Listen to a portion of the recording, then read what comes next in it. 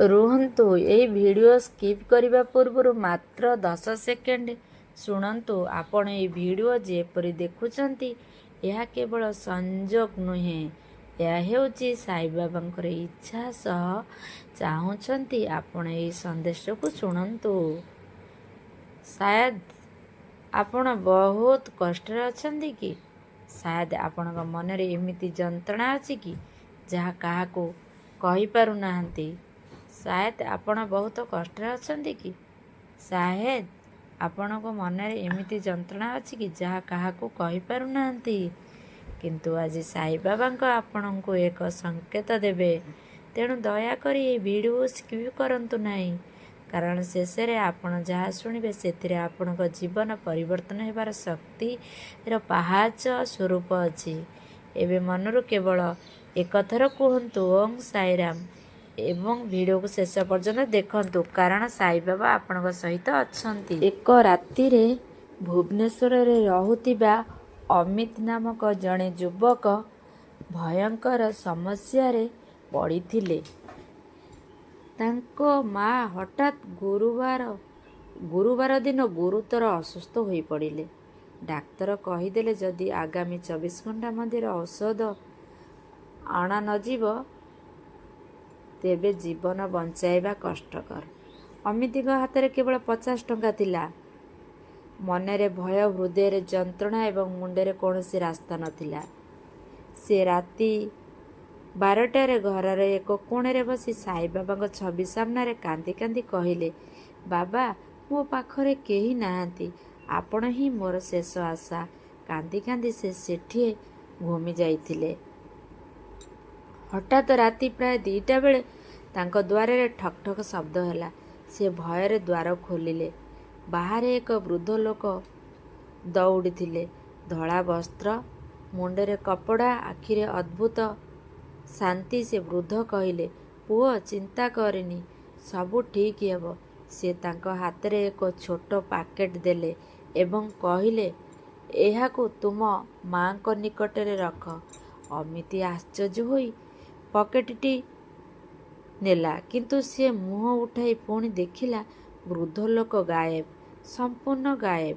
ଚାରିପାଖରେ କେହି ନାହିଁ। ସେ ଭୟ ଏବଂ ଆଶ୍ଚର୍ଯ୍ୟରେ ପ୍ୟାକେଟଟିକୁ ଖୋଲିଲାନି। ତାହା ଭିତରେ ଥିବା ପବିତ୍ର ଉର୍ଦି ଏକ କିଛି ଟଙ୍କା। ସେ ତୁରନ୍ତ ତାଙ୍କ ମା ପାଖରେ ଉର୍ଦି ରଖିଲା ଏବଂ ପରଦିନ ସକାଳେ ଆଶ୍ଚର୍ଯ୍ୟ ଘଟଣା, ତାଙ୍କ ମା ଅବସ୍ଥା ଧୀରେ ଧୀରେ ଭଲ ହେବାକୁ ଲାଗିଲା। ଡାକ୍ତର ମଧ୍ୟ ଆଶ୍ଚର୍ଯ୍ୟ ହୋଇ କହିଲେ, ଏହା ଏକ ଚମତ୍କାର, ଏକ ସାଧାରଣ ନୁହେଁ। କିଛି ଦିନ ପରେ ଅମିତ ଏକ ସାଇବାବାଙ୍କ ମନ୍ଦିରକୁ ଗଲେ। ସେଠାରେ ଥିବା ମୂର୍ତ୍ତିକୁ ଦେଖି ସେ ନିର୍ବାକ ହୋଇଗଲେ, କାରଣ ସେହି ମୁହଁ, ସେହି ଆଖି, ସେହି ବୃଦ୍ଧ ଲୋକ ଯିଏ ରାତିରେ ଆସିଥିଲେ। ଯିଏ ବୁଝିଗଲେ ସେ କେହି ନୁହେଁ, ସେ ସାଧାରଣ ମଣିଷ ନୁହେଁ, ସେ ସ୍ୱୟଂ ସାଇବାବା ଥିଲେ। ସେହି ଦିନରୁ ଅମିତଙ୍କ ଜୀବନରେ ଏକ ବଡ଼ ପରିବର୍ତ୍ତନ ଆସିଲା। ସେ ବୁଝିଲେ ଯେ ବାବା କେବେ ମଧ୍ୟ ତାଙ୍କ ଭକ୍ତକୁ ଛାଡ଼ନ୍ତି ନାହିଁ। ସେ ଅଦୃଶ୍ୟ ଭାବରେ ଆସନ୍ତି, ସାହାଯ୍ୟ କରନ୍ତି ଏବଂ ରକ୍ଷା କରନ୍ତି। କଟକ ନିକଟରେ ଥିବା ଏକ ଛୋଟ ଗାଁରେ ସୁରେଶ ନାମକ ଜଣେ ବ୍ୟକ୍ତି ରହୁଥିଲେ। ସେ ଅତ୍ୟନ୍ତ ସରଳ ଓ ଭକ୍ତିଶୀଳ ଥିଲେ, କିନ୍ତୁ ତାଙ୍କ ଜୀବନରେ ଏକ ବଡ଼ ଦୁଃଖ ଥିଲା। ସେ ଚାକିରି ହରାଇ ଦେଇଥିଲେ, ଘରେ ଟଙ୍କା ନଥିଲା, ପରିବାର ଖାଇବା ପାଇଁ ମଧ୍ୟ ସମସ୍ୟା ହେଉଥିଲା। ପ୍ରତିଦିନ ସେ ସାଇବାବାଙ୍କୁ ଛବି ସାମ୍ନାରେ ଦୀପ ଜଳାଇ ଏକମାତ୍ର ପ୍ରାର୍ଥନା କରୁଥିଲେ, ବାବା, ମୋତେ ଏକ ରାସ୍ତା ଦେଖାନ୍ତୁ। ଏକ ଦିନ ସେ ନିରାଶ ହୋଇ ନଦୀ ପାଖରେ ବସିଥିଲେ। ମଧ୍ୟରେ ଭାବୁଥିଲେ, ଏବେ ମୋ ଜୀବନରେ କୌଣସି ମୂଲ୍ୟ ନାହିଁ। ହଠାତ୍ ଏକ ବୃଦ୍ଧ ଭିକ୍ଷୁକ ତାଙ୍କ ପାଖକୁ ଆସିଲେ। ସେ ବୃଦ୍ଧଙ୍କ ମୁହଁରେ ଏମିତି ଶାନ୍ତି ଥିଲା ଯାହାକୁ ଦେଖିଲେ ମନ ଶାନ୍ତ ହୋଇଯାଏ। ସେ ବୃଦ୍ଧ କହିଲେ, ପୁଅ, କାହିଁକି ଏତେ ଦୁଃଖୀ ହେଉଛ? ତୁମ ପାଇଁ ଆଗରେ ବଡ଼ ଦ୍ୱାର ଖୋଲିବ। ସୁରେଶ ଆଶ୍ଚର୍ଯ୍ୟ ହୋଇ ପଚାରିଲା, ଆପଣ କେମିତି ଜାଣିଲେ ମୋ ଦୁଃଖ? ବୃଦ୍ଧ ହସି କହିଲେ, ବିଶ୍ୱାସ ରଖ, କାଲି ସକାଳେ ତୁମ ଘର ଛାଡ଼ିବା ପୂର୍ବରୁ ଦକ୍ଷିଣ ଦିଗକୁ ଯିବ। ଏହା କହି ସେ ବୃଦ୍ଧ ଧୀରେ ଧୀରେ ଚାଲିଗଲେ। କିନ୍ତୁ କିଛି ସେକେଣ୍ଡ ପରେ ସୁରେଶ ପଛକୁ ଦେଖିଲେ ସେଠାରେ କେହି ନାହିଁ, ସମ୍ପୂର୍ଣ୍ଣ ଖାଲି। ପରଦିନ ସକାଳେ ସେ ସେହି କଥା ମନେ ପକାଇ ଦକ୍ଷିଣ ଦିଗକୁ ଚାଲିଗଲେ। କିଛି ଦୂରେ ଏକ ବଡ଼ କାରଖାନା ଥିଲା। ସେଠାରେ ହଠାତ୍ ଏକ ଲୋକଙ୍କୁ ତାଙ୍କୁ ଡାକିଲେ। ତୁମେ କାମ ଖୋଜୁଛ କି? ସୁରେଶ ଆଶ୍ଚର୍ଯ୍ୟ ହୋଇ କହିଲେ, ହଁ। ସେ ଲୋକ କହିଲେ, ଆମକୁ ଏକ ବିଶ୍ୱାସଯୋଗ୍ୟ ଲୋକ ଦରକାର। ତୁମେ ଆଜିଠୁ କାମ ଆରମ୍ଭ କର। ସୁରେଶଙ୍କ ଆଖିରୁ ଆସୁ ଆସୁ ଲୁହ ଝରିଗଲା। ସେ ବୁଝିପାରୁଥିଲେ ଯେ କେମିତି ଏକ ବଡ଼ ସୁଯୋଗ ହଠାତ୍ ମିଳିଗଲା। ସେ ସନ୍ଧ୍ୟାରେ ଘରକୁ ଫେରି ସାଇବାବାଙ୍କ ଛବି ସାମ୍ନାରେ ବସିଲେ। ହଠାତ୍ ସେ ଧ୍ୟାନ ଦେଲେ ସେଇ ଛବିର ମୁହଁ, ସେଇ ଆଖି, ସେଇ ଶାନ୍ତି ଓ ବୃଦ୍ଧ ଭିକ୍ଷୁକଙ୍କ ସହିତ ସମ୍ପୂର୍ଣ୍ଣ ମେଳା ଖାଉଛି। ସେଇ ମୁହୂର୍ତ୍ତରେ ସେ ବୁଝିଗଲେ ଯେ କେହି ସାଧାରଣ ଭିକ୍ଷୁକ ନୁହେଁ, ସେ ସ୍ୱୟଂ ସାଇବାବା ଥିଲେ, ଯିଏ ତାଙ୍କ ଭକ୍ତକୁ ଅନ୍ଧକାରରୁ ଆଲୋକ ନେଇଯାଉଥିଲେ। ସେହି ଦିନରୁ ସୁରେଶ ବିଶ୍ୱାସ 1000 ଗୁଣ ବଢ଼ିଗଲା। ସେ ବୁଝିଲେ ବାବା ସବୁବେଳେ ଆମ ପାଖରେ ରୁହନ୍ତି, କେବଳ ଆମେ ତାଙ୍କୁ ଚିହ୍ନି ପାରୁନଥାଉ। ଭୁବନେଶ୍ୱରରେ ରହୁଥିବା ଅଜୟ ନାମକ ଜଣେ ଯୁବକ ଥିଲେ, ଯିଏ ଜୀବନରେ ବଡ଼ ସ୍ୱପ୍ନ ନେଇ ଆଗକୁ ବଢ଼ୁଥିଲେ। ସେ ପ୍ରତିଦିନ ସକାଳେ ଘରୁ ବାହାରୁଥିବା ପୂର୍ବରୁ ସାଇବାବାଙ୍କ ଫଟୋକୁ ନମସ୍କାର କରୁଥିଲେ ଏବଂ ଏକ କଥା କହୁଥିଲେ, ବାବା ଆପଣ ମୋ ସହିତ ରୁହନ୍ତୁ। କିନ୍ତୁ ଏକ ଦିନ ତାଙ୍କ ଜୀବନରେ ଏମିତି ଘଟଣା ଘଟିଲା, ଯାହା ତାଙ୍କ ବିଶ୍ୱାସକୁ ସଦାପାଇଁ ପରିବର୍ତ୍ତନ କରିଦେଲା। ସେ ଦିନ ସେ ରାତିରେ ଡେରିରେ ଘରକୁ ଫେରୁଥିଲେ। ରାସ୍ତା ପ୍ରାୟ ଖାଲି ଥିଲା। ଆକାଶ ଅନ୍ଧାର, ପବନ ଭୟଙ୍କର ଶବ୍ଦ କରୁଥାଏ। ହଠାତ୍ ତାଙ୍କ ଗାଡ଼ି ମଧ୍ୟ ରାସ୍ତାରେ ବନ୍ଦ ହୋଇଗଲା। ସେ ଅନେକ ଥର ଚେଷ୍ଟା କଲେ, କିନ୍ତୁ ଗାଡ଼ି ଚାଲୁ ନେଉନଥିଲା। ତାଙ୍କ ମନରେ ଭୟ ପ୍ରବେଶ କରିଲା। ଚାରିପାଖରେ କେହି ନଥିଲେ। ସେ ମନେ ମନେ ବାବାଙ୍କୁ ସ୍ମରଣ କଲେ, ବାବା ମୋତେ ଏଠାରୁ ରକ୍ଷା କରନ୍ତୁ। ଠିକ୍ ସେହି ସମୟରେ ଏକ ସଫେଦ ପୋଷାକ ପିନ୍ଧିଥିବା ବୃଦ୍ଧ ଧୀରେ ଧୀରେ ତାଙ୍କ ପାଖକୁ ଆସିଲେ। ସେ ବୃଦ୍ଧଙ୍କ ମୁହଁରେ ଅଦ୍ଭୁତ ଶାନ୍ତି ଥିଲା। ସେ କହିଲେ, ଭୟ କରନି, ଗାଡ଼ିକୁ ଛାଡ଼ି ଆଗକୁ ଚାଲିଯାଅ। ଅଜୟ ଆଶ୍ଚର୍ଯ୍ୟ ହୋଇ କହିଲେ, କିନ୍ତୁ ମୋ ଗାଡ଼ି ତ? ବୃଦ୍ଧ ହସି କହିଲେ, ତୁମେ ଆଗକୁ ଯାଅ, ସବୁ ଠିକ୍ ହେବ। ସେ ବୃଦ୍ଧ କଥାରେ ଏମିତି ଶକ୍ତି ଥିଲା, ଯାହାକୁ ଅନୁଦିଗ୍ଧ କରିପାରିଦେଲା। ଅଜୟ ଗାଡ଼ିକୁ ଛାଡ଼ି ଆଗକୁ ଚାଲିଗଲା। କେବଳ କିଛି ମିନିଟ୍ ପରେ ହଠାତ୍ ପଛରୁ ଭୟଙ୍କର ଶବ୍ଦ ଆସିଲା। ସେ ପଛକୁ ଦେଖିଲେ ତ ତାଙ୍କ ଗାଡ଼ିରେ ଥିବା ସ୍ଥାନରେ ଏକ ବଡ଼ ଟ୍ରକ୍ ନିୟନ୍ତ୍ରଣ ହରାଇ ଧକ୍କା ଦେଇଥିଲା। ଗାଡ଼ି ସମ୍ପୂର୍ଣ୍ଣ ଭାଙ୍ଗି ଯାଇଥିଲା। ଏହା ଦେଖି ତାଙ୍କ ଶରୀର କମ୍ପି ଉଠିଲା। ଯଦି ସେ ସେଠାରେ ରହିଥାନ୍ତେ, ତାହେଲେ ସେ ବଞ୍ଚି ପାରିନଥାନ୍ତେ। ସେ ହଠାତ୍ ସେହି ବୃଦ୍ଧକୁ ଖୋଜିବାକୁ ଲାଗିଲେ, କିନ୍ତୁ ଚାରିପାଖରେ କେହି ନଥିଲେ। ସମ୍ପୂର୍ଣ୍ଣ ଖାଲି ରାସ୍ତା। ପରଦିନ ସକାଳେ ସେ ଘରେ ବସି ସାଇବାବାଙ୍କ ଫଟୋକୁ ଦେଖିଥିଲେ। ହଠାତ୍ ତାଙ୍କ ହୃଦୟ ଜୋରରେ ଧଡ଼କିଲା, କାରଣ ସେହି ଛବିରେ ଥିବା ମୁହଁ, ସେହି ଆଖି, ସେହି ଶାନ୍ତ ହସ ସେହି ବୃଦ୍ଧଙ୍କ ସହିତ ସମ୍ପୂର୍ଣ୍ଣ ଏବେ। ତାଙ୍କ ଆଖିରୁ ଆସୁ ବୋହିଗଲା। ସେ ବୁଝିଲେ ବାବା ସ୍ୱୟଂ ଆସି ତାଙ୍କ ମୃତ୍ୟୁରେ ବଞ୍ଚାଇ ଦେଲେ। ସେହି ଦିନ ସେ ଅନୁଭବ କଲେ, ବାବା କେବଳ ଏକ ଫଟୋରେ ନୁହେଁ, ସେ ଜୀବନ୍ତ। ସେ ତାଙ୍କ ଭକ୍ତକୁ ସବୁବେଳେ ରକ୍ଷା କରନ୍ତି। ସେ ଅଦୃଶ୍ୟ ହୋଇଥିଲେ ମଧ୍ୟ ସବୁବେଳେ ଆମ ପାଖରେ ରୁହନ୍ତି। ସେହି ଘଟଣା ପରେ ଅଜୟଙ୍କ ଜୀବନ ପରିବର୍ତ୍ତନ ହୋଇଗଲା। ସେ ଆଉ କେବେ ଭୟ କଲେନି, କାରଣ ସେ ଜାଣିଥିଲେ ଯେ ବାବା ସବୁବେଳେ ମୋ ସହିତ ଅଛନ୍ତି। ଏ ଘଟଣା ପ୍ରମାଣ କର, ସତ୍ୟ ଭକ୍ତି ଥିଲେ ବାବା କୌଣସି ନା କୌଣସି ରୂପରେ ଆସି ଆମକୁ ରକ୍ଷା କରନ୍ତି। ଆମେ ଦେଖିପାରୁନଥାଉ, କିନ୍ତୁ ସେ ସବୁବେଳେ ଦେଖୁଛନ୍ତି। ସେ ଦେଖିପାରୁଛନ୍ତି, ସେ ସବୁବେଳେ ଶୁଣୁଛନ୍ତି ଏବଂ ସଠିକ୍ ସମୟରେ ସେ ଆମ ଜୀବନକୁ ଅଦ୍ଭୁତ ପରିବର୍ତ୍ତନ ଦେଖାଉଛନ୍ତି। ଏବେ କଟକ ନିକଟରେ ଥିବା ଗୋଟିଏ ଛୋଟ ଗାଁରେ ରହୁଥିଲେ ଜଣେ ଝିଅ। ତାର ନାମ ଥିଲା ସୁମିତ୍ରା। ସେ ଖୁବ୍ ସରଳ, ଶାନ୍ତ ଏବଂ ଭକ୍ତିମୟ ହୃଦୟରେ ଝିଅ ଥିଲା। ତାଙ୍କ ଘରେ ଧନ ସମ୍ପତ୍ତି ଅଧିକ ନଥିଲା, କିନ୍ତୁ ତାଙ୍କ ମନରେ ସାଇବାବାଙ୍କ ପ୍ରତି ଅପାର ଶ୍ରଦ୍ଧା ଥିଲା। ପ୍ରତିଦିନ ସେ ଘରର ଗୋଟିଏ ଛୋଟ କୋଣରେ ରଖାଯାଇଥିବା ସାଇବାବାଙ୍କର ଫଟୋ ସାମ୍ନାରେ ଦୀପ ଜଳାଉଥିଲେ ଏବଂ ଶାନ୍ତ ମନରେ ପ୍ରାର୍ଥନା କରୁଥିଲେ। ସେ ସବୁବେଳେ କହୁଥିଲେ, ବାବା ମୋତେ କେବେ ଏକା ଛାଡ଼ନ୍ତୁ ନାହିଁ। ଏକ ଦିନ ସନ୍ଧ୍ୟା ବେଳେ ସୁମିତ୍ରା ଜଙ୍ଗଲ ନିକଟରେ ଥିବା ଏକ ରାସ୍ତାକୁ ଘରକୁ ଫେରୁଥିଲା। ଆକାଶ ଧୀରେ ଧୀରେ ଅନ୍ଧାର ହେଉଥାଏ। ପକ୍ଷୀମାନେ ନିଜ ନିଜ ବସାକୁ ଫେରୁଥାନ୍ତି। ଚାରିପାଖରେ ଅଦ୍ଭୁତ ନୀରବତା ଥିଲା। ହଠାତ୍ ସେ ଅନୁଭବ କଲେ ଯେ କେହି ତାଙ୍କ ପଛରୁ ଦେଖୁଛି। ତାଙ୍କ ହୃଦୟ ଜୋରରେ ଧଡ଼କିବାକୁ ଲାଗିଲା। ସେ ଭୟରେ ପଛକୁ ଘୂରି ଦେଖିଲେ, କିନ୍ତୁ କେହି ନଥିଲେ। ସେ ତୁରନ୍ତ ଚାଲିବାକୁ ଲାଗିଲେ, କିନ୍ତୁ ହଠାତ୍ ତାଙ୍କ ପାଦ ଗୋଟିଏ ପଥରରେ ଲାଗି ସେ ଭୂଇଁରେ ପଡ଼ିଗଲେ। ତାଙ୍କ ପାଦରେ ତାଙ୍କର ବେଦନା ଆରମ୍ଭ ହେଲା। ସେ ଉଠି ପାରୁନଥିଲେ। ଚାରିପାଖରେ କେହି ନଥିଲେ। ଅନ୍ଧାର ବଢ଼ୁଥିଲା। ଭୟ ତାଙ୍କ ମନକୁ ଘେରିଗଲା। ସେ ଆଖି ବନ୍ଦ କରି କାନ୍ଦି କାନ୍ଦି କହିଲେ, ବାବା, ଦୟାକରି ମୋତେ ରକ୍ଷା କରନ୍ତୁ, ମୁଁ ଭୟଭୀତ। ଠିକ୍ ସେହି ସମୟରେ ସେ ଅନୁଭବ କଲେ ଯେ କେହି ତାଙ୍କ ମୁଣ୍ଡରେ ହାତ ରଖିଛନ୍ତି। ସେହି ସ୍ପର୍ଶ ଥିଲା ଅତ୍ୟନ୍ତ ଶାନ୍ତ, ଇଷ୍ଟ ଓ ସ୍ନେହର ଲାଗୁଥିବା। ଆଖି ଖୋଲି ଦେଖିଲେ ଏକ ବୃଦ୍ଧ ସନ୍ଥ ତାଙ୍କ ସାମ୍ନାରେ ଦଣ୍ଡାୟମାନ। ତାଙ୍କ ଆଖିରେ ଦୟା ଥିଲା, ମୁହଁରେ ଶାନ୍ତ ହସ।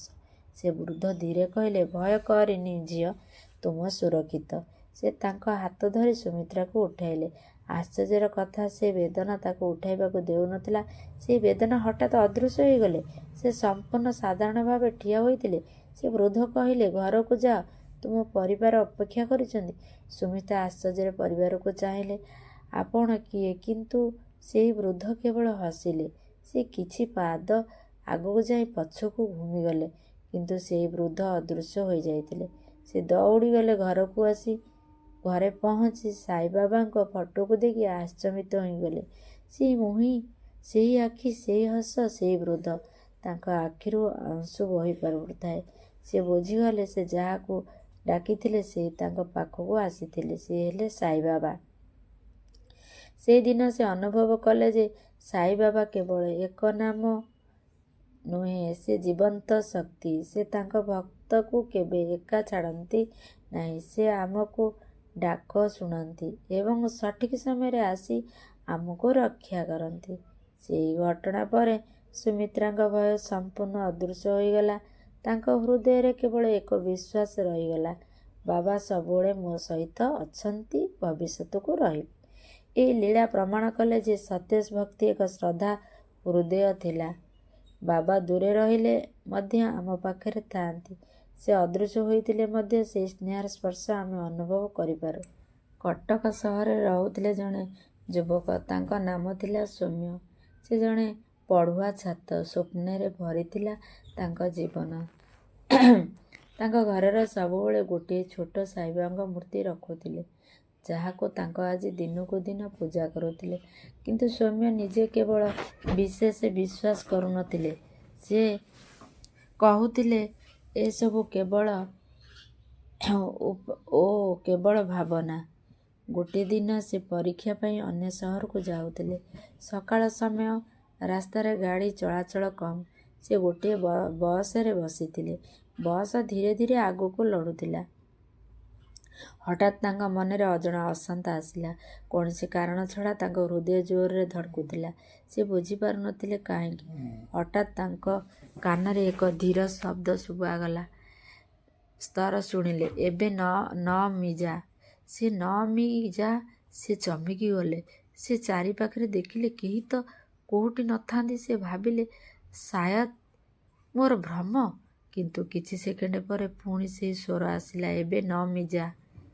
ଏଥର ସ୍ୱରଟି ଅଧିକ ସ୍ପଷ୍ଟ ଥିଲା। ତାଙ୍କ ମନରେ ଭୟ ଏବଂ ଆଶ୍ଚର୍ଯ୍ୟ ମିଶିଗଲା।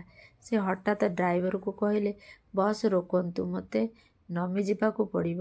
ଡ୍ରାଇଭର ଆଶ୍ଚର୍ଯ୍ୟ ହୋଇ କହିଲେ, ଏଠାରେ କିଛି ନାହିଁ, ତୁମେ କାହିଁକି ନବିବୁ?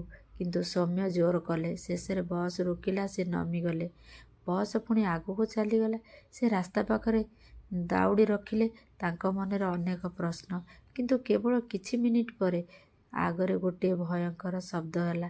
ସେ ଦେଖିଲେ ସେହି ବସ୍ ଏକ ଦୁର୍ଘଟଣାରେ ପଡ଼ିଗଲା। ତାଙ୍କ ଶରୀର କମ୍ପିଗଲା। ଯଦି ସେ ବସ୍ ଭିତରେ ରହିଥାନ୍ତା ନା, ସାୟଦ୍ ସେ ବଞ୍ଚିପାରିନଥାନ୍ତେ। ତାଙ୍କ ଆଖିରେ ଲୁହ ଆସିଗଲା। ସେ ବୁଝିପାରୁନଥିଲେ ସେହି ସ୍ୱର କାହାର ଥିଲା। ସେ ଧୀରେ ଧୀରେ ଘରକୁ ଫେରିଲେ। ଘରକୁ ପହଞ୍ଚି ସିଧା ଆଜିଙ୍କ ଘରକୁ ଗଲେ। ସେଠାରେ ସାଇବାବା ମୂର୍ତ୍ତି ସାମ୍ନାରେ ଦୀପ ଜଳୁଥିଲା। ସେ ମୂର୍ତ୍ତିକୁ ଦେଖିଲେ ଏବଂ ହଠାତ୍ ତାଙ୍କ ମନେ ପଡ଼ିଲା ସେହି ସ୍ୱର, ସେହି ଶାନ୍ତ, ସେହି ଅନୁଭୂତି ତାଙ୍କ ହୃଦୟରେ ଭରିଗଲା। ସେ ବୁଝିଗଲେ ସେ କେହି ସାଧାରଣ ସ୍ୱର ନୁହେଁ, ସେ ଥିଲା ସାଇବାବା। ସେ ତାଙ୍କୁ ବଞ୍ଚାଇବା ପାଇଁ ଡାକିଥିଲେ। ସେହିଦିନ ଘରେ ସୌମ୍ୟଙ୍କ ଜୀବନ ସମ୍ପୂର୍ଣ୍ଣ ବଦଳିଗଲା। ଯିଏ କେବେ ବିଶ୍ୱାସ କରୁଥିଲେ, ସେ ଏବେ ସବୁଠାରୁ ବଡ଼ ଭକ୍ତ ହୋଇଗଲେ। ସେ ବୁଝିଗଲେ ସାଇବାବା କେବଳ ଦେଖାଯାଉଥିବା ରୂପର ନୁହେଁ, ସେ ଅଦୃଶ୍ୟ ଭାବରେ ଆମ ସହିତ ଅଛନ୍ତି। ସେ ଆମକୁ ସତର୍କ କରନ୍ତି, ସେ ଆମକୁ ବଞ୍ଚାନ୍ତି, ସେ ଆମ ଜୀବନରେ ପଥ ପରିବର୍ତ୍ତନ କରନ୍ତି। ଯେତେବେଳେ ଆମେ ଏକା ଭାବୁଥାଉ, ସେତେବେଳେ ମଧ୍ୟ ସେ ଆମ ପାଖରେ ଅଛନ୍ତି। ଏହା ହେଉଛି ସାଇବାବାଙ୍କର ଅଦୃଶ୍ୟ କୃପା, ଯାହା କେବଳ ସେମାନେ ଅନୁଭବ କରନ୍ତି, ଯାହାକୁ ଜୀବନକୁ ସେ ନିଜେ ସ୍ପର୍ଶ କରିଥାନ୍ତି। ଏବେ ଶୁଣନ୍ତୁ ସାଇବାବାଙ୍କର ଆଉ ଗୋଟେ ସମ୍ପୂର୍ଣ୍ଣ ନୂତନ, ଅବିଶ୍ୱସନୀୟ ଏବଂ ହୃଦୟ ଭିତରୁ ହିଲାଇ ଦେବା ଦିବ୍ୟ ଘଟଣା। ଏହି ଘଟଣା ଘଟିଥିବା ଜଣେ ମାଆଙ୍କ ଜୀବନରେ, ଯାହାଙ୍କ ଆଖିରୁ ଲୁହର ସ୍ୱୟଂ ସାଇବାବା ଅଦୃଶ୍ୟ ଭାବରେ ପୋଛି ଦେଇଥିଲେ। ଭୁବନେଶ୍ୱରର ଗୋଟିଏ ଶାନ୍ତ ଅଞ୍ଚଳରେ ମାଧବୀ ନାମକ ଜଣେ ମା ରହୁଥିଲେ। ତାଙ୍କ ଜୀବନରେ ସମସ୍ତ ସୁଖ ଥିଲା। ତାଙ୍କ ଛୋଟ ପୁଅ ଆଦିତ୍ୟ ସେ ତାଙ୍କ ନିଜ ପ୍ରାଣରୁ ମଧ୍ୟ ଅଧିକ ଭଲ ପାଉଥିଲେ। ପ୍ରତିଦିନ ସକାଳେ ସେ ସାଇବାବା ଫଟୋ ସାମ୍ନାରେ ଦୀପ ଜଳାଇ ନିଜ ପୁଅର ସୁରକ୍ଷା ପାଇଁ ପ୍ରାର୍ଥନା କରୁଥିଲେ। ତାଙ୍କ ବିଶ୍ୱାସ ଥିଲା ବାବା ମୋ ପୁଅକୁ ସବୁବେଳେ ରକ୍ଷା କରିବେ। ଗୋଟିଏ ଦିନ ସନ୍ଧ୍ୟାରେ ତାଙ୍କ ପୁଅ ସାଇକେଲ ନେଇ ଘର ପାଖରେ ଖେଳିବାକୁ ଯାଉଥିଲା। ସମୟ ବିତୁଥିଲା। ଆକାଶ ଧୀରେ ଧୀରେ ଅନ୍ଧକାର ହେଉଥିଲା, କିନ୍ତୁ ଆଦିତ୍ୟ ଫେରି ନଥିଲା। ମାଧବଙ୍କ ହୃଦୟ ଭୟ ବଢ଼ି ଯାଉଥିଲା। ସେ ଘରକୁ ବାହାରି ଚାରିପାଖରେ ଖୋଜିବା ଆରମ୍ଭ କଲେ, କିନ୍ତୁ କେଉଁଠି ମଧ୍ୟ ତାଙ୍କ ପୁଅକୁ ଦେଖାଯାଉନଥିଲା। ତାଙ୍କ ଆଖିରେ ଲୁହ ଆସିଗଲା। ସେ ଦୌଡ଼ି ଘରକୁ ଫେରିଲେ। ସାଇବାବା ସେ ଫଟୋ ସାମ୍ନାରେ ବସିଗଲେ। ହାତ ଯୋଡ଼ି କାନ୍ଦି କାନ୍ଦି କହିଲେ, ବାବା ମୋ ପୁଅ ମୋ ପାଖରେ ଫେରାଇ ଦିଅନ୍ତୁ। ମୁଁ ଆପଣଙ୍କୁ ଭରସା କରିଛି। ସେହି ମୁହୂର୍ତ୍ତରେ ତାଙ୍କ ମନରେ ଏକ ଅଜଣା ଶାନ୍ତି ଆସିଗଲା। ଯେପରିକି କେହି କହୁଛନ୍ତି ଭୟ କରନି। ସେ ହଠାତ୍ ଘରର ବାହାରକୁ ଗଲେ। ଦୂରରେ ଗୋଟିଏ ବୃଦ୍ଧ ମଣିଷ ତାଙ୍କ ପୁଅର ହାତ ଧରି ଆସୁଥିଲା। ସେ ଦୌଡ଼ି ସେଠାରୁ ଗଲେ। ତାଙ୍କ ପୁଅ ସୁରକ୍ଷିତ ଥିଲେ। ସେ ବୃଦ୍ଧ କହିଲେ, ଏହି ପିଲା ରାସ୍ତା ଭୁଲି ଯାଇଥିଲା, ମୁଁ ତାଙ୍କୁ ଘରକୁ ଆଣିଦେଲି। ମାଧବ ଆଖିରେ ଖୁସିରେ ଲୁହ ଆସିଗଲା। ସେହି ବୃଦ୍ଧ ଧନ୍ୟବାଦ ଦେବାକୁ ଲାଗିଲେ, କିନ୍ତୁ କେବଳ ସିଏ ଥିଲେ ସାଇବାବା। ସେହି ବୃଦ୍ଧ ନାହାନ୍ତି, ଚାରିପାଖରେ କେହି ନାହିଁ। ସେ ଆଶ୍ଚର୍ଯ୍ୟ ହୋଇଗଲେ। ସେ ତା ପୁଅକୁ ପଚାରିଲେ, ସେ ବୃଦ୍ଧ କିଏ? ମା, ସେ ମୋତେ କହିଲେ ଭୟ କରନି, ମୁଁ ସବୁବେଳେ ତୋ ସହିତ ଅଛି। ସେ କେହି ସାଧାରଣ ବୃଦ୍ଧ ନୁହେଁ, ସେ ଥିଲେ ସାଇବାବା ସ୍ୱୟଂ। ସେ ଭକ୍ତଙ୍କ ଡାକ ଶୁଣୁଥିଲେ। ସେ ତାଙ୍କ ପୁଅକୁ ସୁରକ୍ଷିତ ଭାବରେ ଫେରାଇ ଆଣିଲେ। ସେ ବୁଝିଗଲେ ଯେ ସାଇବାବା କେବଳ ଦେଖାଯାଉଥିବା ରୂପରେ ନୁହେଁ, ସେ ଅଦୃଶ୍ୟ ଭାବରେ ଆମ ପାଖରେ ଅଛନ୍ତି। ସେ ଆମର ପ୍ରାର୍ଥନା ଶୁଣନ୍ତି। ସେ ଆମକୁ ସୁରକ୍ଷା କରନ୍ତି। ସେ ଆମ ଆଖିରେ ଲୁହକୁ ହସରେ ପରିଣତ କରନ୍ତି। ଏହା ହେଉଛି ସାଇବାବାଙ୍କର ଅସୀମ କୃପା, ଯାହାକୁ କେବଳ ସତ୍ୟ ଭକ୍ତ ଅନୁଭବ କରିପାରନ୍ତି।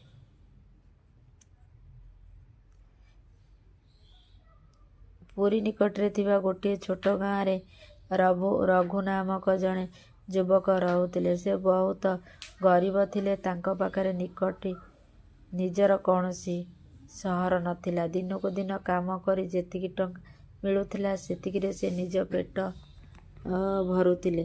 କିନ୍ତୁ ଗୋଟିଏ ସମୟ ଆସିଲା ଯେତେବେଳେ ତାଙ୍କ କୌଣସି କାମ ମିଳୁନଥିଲା। 3 ଦିନ ଧରି ସେ ଭଲ ଭାବରେ ଖାଇ ନଥିଲେ।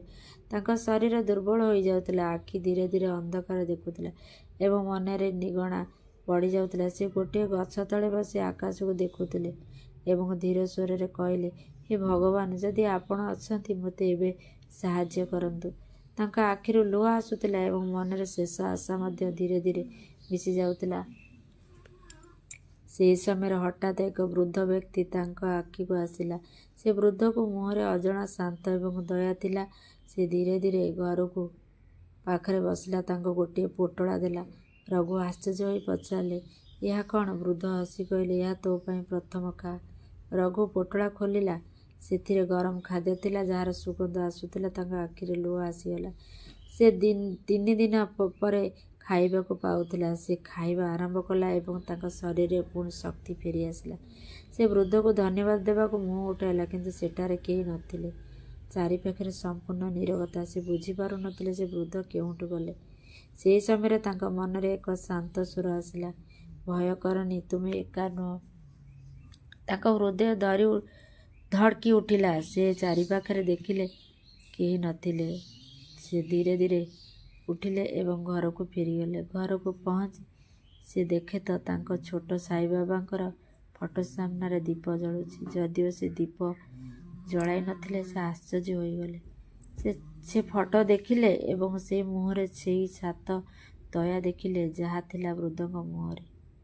ସାହାଯ୍ୟ କରିବାକୁ ଆସିଥିଲେ। ସେହି ଦିନ ପରେ ରଘୁଙ୍କ ଜୀବନ ପରିବର୍ତ୍ତନ ହୋଇଗଲା। କିଛି ଦିନ ପରେ ତାଙ୍କ ଭଲ କାମ ମିଳିଲା ଏବଂ ସେ ସୁଖରେ ଜୀବନ ଯାପନ କରିବାକୁ ଲାଗିଲେ। କିନ୍ତୁ ସେ କେବେ ଦିନକୁ ଦିନ ଭୁଲି ପାରିଲେ ନାହିଁ ସେତେବେଳେ ସାଇବାବା ଅଦୃଶ୍ୟ ଭାବରେ ଆସି ତାଙ୍କୁ ବଞ୍ଚାଇଥିଲେ। ସେ ବୁଝିଗଲେ ଯେତେବେଳେ ସମ୍ପୂର୍ଣ୍ଣ ଦୁନିଆ ଆମକୁ ଛାଡ଼ିଦିଏ, ସେତେବେଳେ ମଧ୍ୟ ସାଇବାବା ଆମକୁ କେବେ ଛାଡ଼ନ୍ତି ନାହିଁ। ସେ ଅଦୃଶ୍ୟ ଭାବରେ ଆସନ୍ତି, ସାହାଯ୍ୟ କରନ୍ତି, ଆମକୁ ଅନ୍ଧକାରରୁ ଆଲୋକକୁ ନେଇଯାଆନ୍ତି। ଏହା ହେଉଛି ସାଇବାବାଙ୍କର ଅସୀମ କୃପା, ଯାହାକୁ କେବଳ ସେହି ଭକ୍ତି ଅନୁଭୂତି ଦ୍ୱାରା ଅନୁଭୂତି ଦ୍ୱାରା ପ୍ରକାଶ କରାଯାଇପାରେ। ସେଥିପାଇଁ ସାଇବାବାଙ୍କର ଆପଣଙ୍କର ପ୍ରଶ୍ନ ଉତ୍ତର ସାଇବାବାଙ୍କର ବାଣୀରେ ଆଲୋଚନା କରୁଛି। ଦ୍ୱାରିକାମୟରେ ମସଜିଦରେ ପ୍ରାଙ୍ଗଣରେ ରହି ଅଗଣିତ ଭକ୍ତ ଭଜମାନ ମହାନୀୟ ବାଣୀରେ ମୋହିନିତ କରୁଥିଲେ। ସାଇବାବା ପ୍ରକୃତରେ ଜଣେ ଅବତାରୀ ସଦାଚାରୀ ଦୁଃଖ ପୀଡ଼ିତା ଥିଲେ। ତାଙ୍କର ମନ ଭିତରେ ଉଲ୍ଲାସ ଆନନ୍ଦରେ ଭରି ଉଠୁଥିଲା। ମନ ଗହନରେ ପ୍ରଶ୍ନ ଉଙ୍କି ମାରିଲେ ଥିଲେ ପ୍ରବଳ କ୍ରମିକ ସଂଖ୍ୟା ମଧ୍ୟରୁ ଯେକୌଣସି ଗୋଟିଏ ସଂଖ୍ୟା ଚୟନ କରି ପ୍ରଶ୍ନର ଉତ୍ତର ସହିତ ନିଜକୁ ନିଅନ୍ତୁ। ସେଇ ପ୍ରଶ୍ନକର୍ତ୍ତା ନିଜକୁ ପ୍ରଥମେ ଆପଣ ମନରେ ସନ୍ଦେହ ଭାବ ରହିଛି, ସେଥିପାଇଁ କାର୍ଯ୍ୟ ଠିକରେ ସଂଗଠିତ ହେଉନାହିଁ। ବାବାଙ୍କୁ ସ୍ମରଣ କରନ୍ତୁ, ନିଶ୍ଚୟ ସୁଫଳ ପାଇବେ। ଦୁଃଖ ବିପଦରୁ ତ୍ରାହି ପାଇବେ। ଆଦ୍ୟମ ଶତ୍ରୁତା ଭାବ ମନରେ ରଖନ୍ତୁ ନାହିଁ। ବାବାଙ୍କୁ କୀର୍ତ୍ତନ କଲେ ଅଶ୍ଳୀଳ ମନକୁ ବାଧିଲା ଭଳି କଥା କୁହନ୍ତୁ ନାହିଁ। ନିଶ୍ଚୟ ଅସୁବିଧାରେ ପଡ଼ିବେ। ବାବାଙ୍କୁ ଯଥାସମ୍ଭବ ଜପ କରନ୍ତୁ। ଆପଣ ରୋଗରେ ଆକ୍ରାନ୍ତ ହୋଇଛନ୍ତି କି? ଦୁଃଖ କରନ୍ତୁ ନାହିଁ, ତୁରନ୍ତ ବାବାଙ୍କୁ ଧ୍ୟାନ କରନ୍ତୁ। ବାବାଙ୍କର କୃପା ଆପଣଙ୍କ ଉପରେ ରହିଛି। ଆପଣ ଉପକାରୀ ହୋଇଥିବାରୁ ଆପଣଙ୍କ ପ୍ରତି ବାବାଙ୍କର ଶୁଭ ଦୃଷ୍ଟି ଅଛି। ଆପଣ ଟିକେ ସଂଯମତା ରକ୍ଷା କରନ୍ତୁ। ନିଜର ଆଚାର ବ୍ୟବହାର କରନ୍ତୁ ଶିଖାନ୍ତୁ। ଏଥିରେ ଆପଣଙ୍କର ଟିକେ ତ୍ରୁଟି ରହିଥିବାରୁ ଆପଣ ଦୁଃଖରେ ପଡ଼ୁଛନ୍ତି କି? ଆପଣଙ୍କର ସ୍ନେହ ଶ୍ରଦ୍ଧା ଭକ୍ତି ମିଳିବ। ନିଜକୁ ସମର୍ପିତ ଦିଅନ୍ତୁ, ଦେଖିବେ ସବୁ କୁଶଳ ହେବ। ଧୈର୍ଯ୍ୟ ଧରନ୍ତୁ। ଆପଣଙ୍କ ମନୋକାମନା ମାତ୍ର 10ରୁ 15 ଦିନ ମଧ୍ୟରେ ପୂରା ହେବ।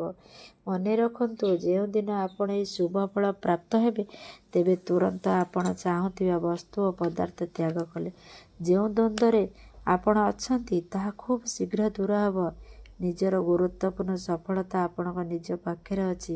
ବ୍ୟସ୍ତ ହୁଅନ୍ତୁ ନାହିଁ। ବାବାଙ୍କୁ ସ୍ମରଣ କରି 5 ଟଙ୍କା ଦାନ କରନ୍ତୁ, ଦେଖିବେ ଭଲ ଫଳ ପାଇବେ।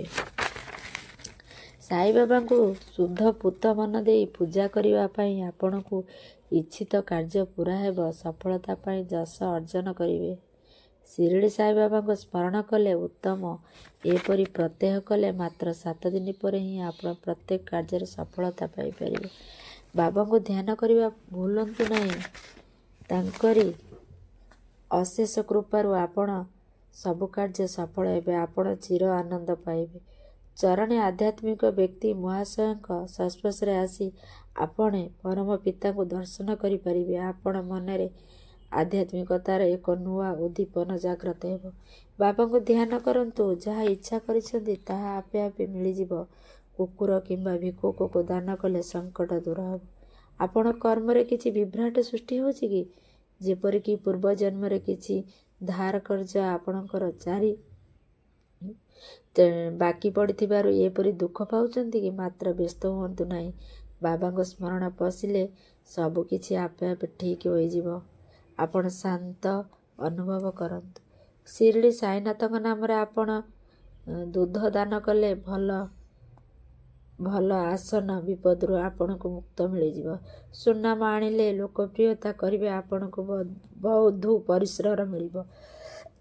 ଆପଣ ଧନ ସମ୍ପତ୍ତି ଦାନ କରି ଘରେ ବାବାଙ୍କ ସୁନ୍ଦର ଫଟୋ ରଖି ପୂଜା ଅର୍ଚ୍ଚନା କରନ୍ତୁ। ଏଥିରେ ପାରିବାରିକ ମଙ୍ଗଳ ହେବ। ଆପଣଙ୍କ ଇଚ୍ଛିତ କାର୍ଯ୍ୟ ପୂରା ହେବ ସହ ଗ୍ରହ ଦୋଷ ଖଣ୍ଡନ ହେବ। ଆପଣଙ୍କ ବେଳା ଠିକ୍ ଚାଲିଛି। ଆପଣ ବାବାଙ୍କ ସଚରିତ ପାଠ କରୁଥିବେ। ଧନ୍ୟ ଅଟନ୍ତି। ଏମିତି ଧାରା ବଜାୟ ରଖନ୍ତୁ। ଆପଣଙ୍କର ସବୁ ମଙ୍ଗଳ ହେବ ଓ ଯଶସ୍ୱୀ ହେବେ। ଖାଲି ପୁସ୍ତକ ପଠନ କିମ୍ବା ଶ୍ରବଣରେ କାମ ଚଳାଇବନି, ଠିକ୍ ହେବନି। ଆପଣ ଆଧ୍ୟାତ୍ମିକ ଚିନ୍ତନ ସ୍ୱର୍ଗଭିମୁଖୀ ହେଇ ଉଚିତ ରଖନ୍ତୁ। ପରମାତ୍ମାକୁ ସତ ଉପଲବ୍ଧ କରିବା ଉଚିତ। ମନରେ କଳୁଷିତ ଭାବନା ଆଣନ୍ତୁ ନାହିଁ। ସାଇ ପ୍ରେମରେ ନିଜକୁ ହଜାଇ ବାବାଙ୍କର ଦିବ୍ୟ ସତ୍ତା ଉପଲବ୍ଧି କରନ୍ତୁ। ଦେଖିବେ ସର୍ବକ୍ଷେତ୍ରରେ ଆପଣଙ୍କର ସୁନିଶ୍ଚିତ ବିଜୟ ହେବ। ଏଥିରେ ସନ୍ଦେହ ନାହିଁ। ବହୁ ବର୍ଷର ଦ୍ୱନ୍ଦ୍ୱ ସମସ୍ୟା ଦୂରୀଭୂତ ହେବ। ଶତ୍ରୁ ବିନାଶ ହେବେ। ଆପଣଙ୍କର ଜ୍ଞାନ ଓ ବୁଦ୍ଧିର ପରିସରର ସୂକ୍ଷ୍ମତା ଅର୍ଜନ ହେବେ। ବନ୍ଧୁ ସହ ସାକ୍ଷାତ ହୋଇ ନୂଆ କାର୍ଯ୍ୟକ୍ରମ ହାତକୁ ନେବେ। ଯଦି ଆପଣ ଏଯାଏ ପର୍ଯ୍ୟନ୍ତ ଏ କାହାଣୀ ଶୁଣୁଛନ୍ତି ନା, ତେବେ କେବଳ ସଂଯୋଗ ନୁହେଁ, ଏ ସାଇବାବାଙ୍କ ଆଶୀର୍ବାଦ ଯେ ଆପଣଙ୍କୁ ଏଠାକୁ ଆଣିଛନ୍ତି। ସାଦ୍ ସାଇବାବା ଯେ ଆପଣଙ୍କୁ ଗୋଟିଏ ସଂକେତ ଦେଉଛନ୍ତି ଯେ ଆପଣ ଏକା ନୁହେଁ, ସେ ସବୁବେଳେ ଆପଣଙ୍କ ସହିତ ଅଛନ୍ତି, ଆପଣଙ୍କୁ ରକ୍ଷା କରୁଛନ୍ତି ଏବଂ ଆପଣଙ୍କ ଜୀବନରେ ଚମତ୍କାର ଆଣିବାକୁ ପ୍ରସ୍ତୁତ କରୁଛନ୍ତି। ଯଦି ଆପଣଙ୍କ ସାଇବାବାଙ୍କୁ ସତ୍ୟ ହୃଦୟକୁ ବିଶ୍ୱାସ କରନ୍ତି, ତେବେ ଏବେ ଏହି ଭିଡ଼ିଓକୁ ଲାଇକ୍ କରନ୍ତୁ ଏବଂ କମେଣ୍ଟରେ ଲେଖନ୍ତୁ ଓଁ ସାଇରାମ।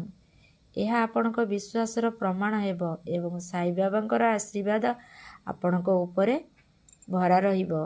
ଏବଂ ଯଦି ଆପଣ ସାଇବାବାଙ୍କର ଏମିତି ଅଦ୍ଭୁତ ରହସ୍ୟମୟ ଏବଂ ସତ୍ୟ ଭକ୍ତି ଲୀଳା ପ୍ରତିଦିନ ଶୁଣିବାକୁ ଚାହୁଁଛନ୍ତି, ତେବେ ଚ୍ୟାନେଲକୁ ସବସ୍କ୍ରାଇବ୍ କରନ୍ତୁ, କାରଣ ପରବର୍ତ୍ତୀ କାହାଣୀ ସାୟତ ଆପଣଙ୍କ ଜୀବନ ସହିତ ଜଡ଼ିତ ହୋଇପାରେ।